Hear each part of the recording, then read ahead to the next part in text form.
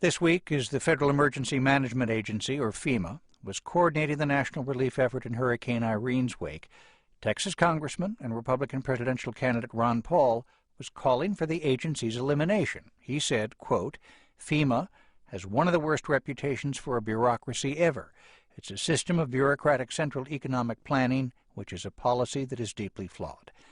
Now, that statement drew attention, but it is utterly consistent with the congressman's libertarian philosophy. We spoke with Ron Paul earlier this week and asked him to explain that position. I got that impression from having lived on the Gulf Coast and been a congressman here for a long time, because if I add up all the phone calls and all the work that I've had to do with all the agencies of government, FEMA has caused more problems than all the rest put together. And most of the time it's the fact that when FEMA comes in and there's a disaster, they interfere with the local people. The local people, the landowners, can't do what they want. And then when they're promised payouts, they can't get it, they can't get their insurance payments. So we always have to go to bat for them. But I was opposed to it a long time before I knew it was so inefficient, and that was when they introduced the notion that the federal government should guarantee this insurance, because literally what that does, it eliminates the principle of insurance. Insurance is supposed to measure risk, and if the government takes care of it, there's no more risk. Matter of fact, it encourages risk. It encourages the moral hazard. The people who like their beach houses are more likely to build there because what the heck, can't get my insurance, the taxpayers will bail me out, but the government doesn't have any money. And matter of fact, FEMA's broke. They're about $20 billion in debt. So if you add all that up, it doesn't have a very good reputation, and I think that there's other ways we could handle these problems. First, when you talk about insurance making it possible for people to build their beach houses back, I'm sure you'd agree we have to point out now there are a lot of people sitting on rubble in Vermont who never thought they had a beach house. Irene was a hurricane that spread widely beyond what would be, if I might refer to it this way, the traditional points of impact. And in a way, isn't that also part of the whole idea of getting the federal government involved? Because these disasters don't know state boundaries. Well, the question is why? Why does all of a sudden somebody in Vermont need to get insurance from you if you live in Alexandria? You haven't been hurt. I mean, what is the moral principle there? I've lived in Texas for a long time, and I've had a fair amount of damage, and I call up my insurance agent.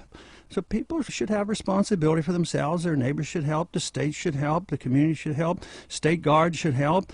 And, under extreme circumstances, our military could surely have assistance in rescue operations, but they can't if they're over there fighting wars that shouldn't be fought. So when you warn against foreign adventures in Iraq, Afghanistan, or Libya, you call those foreign adventures. That's all a part of the same philosophy of when you say that FEMA is a bad idea. Yeah, it's all the use of force. See, a person who truly believes in liberty rejects the use of force to change people, mold people, change the economy, or tell other countries how to live. So I apply the same principle down the line. I don't want to force people. They have to follow laws, but the laws are that you can't hurt other people. And fortunately for me, the little bit of a test we've had for that system, it's been the most prosperous system ever known to man. So I approach it as a humanitarian. I'm convinced to be a humanitarian you have to believe in property and free choices, both individually as well as for the marketplace. Mr. Paul, you announced last month you're going to retire from Congress when your term runs out in 2012. Of course, it's possible you'll be elected president.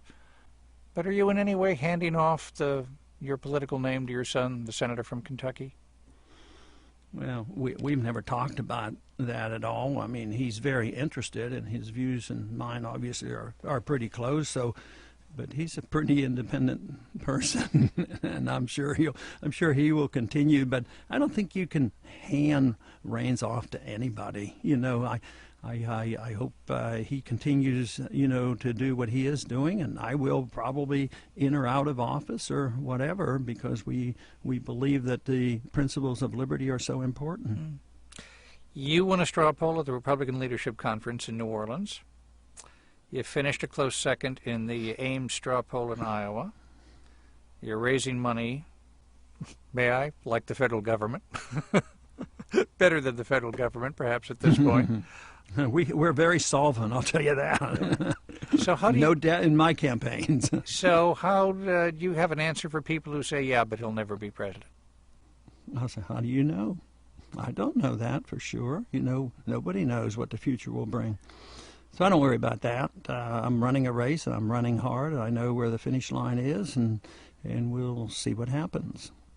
Republican presidential candidate and congressman from Texas, Ron Paul, speaking with us from Clute, Texas. Thanks so much, sir. Thank you.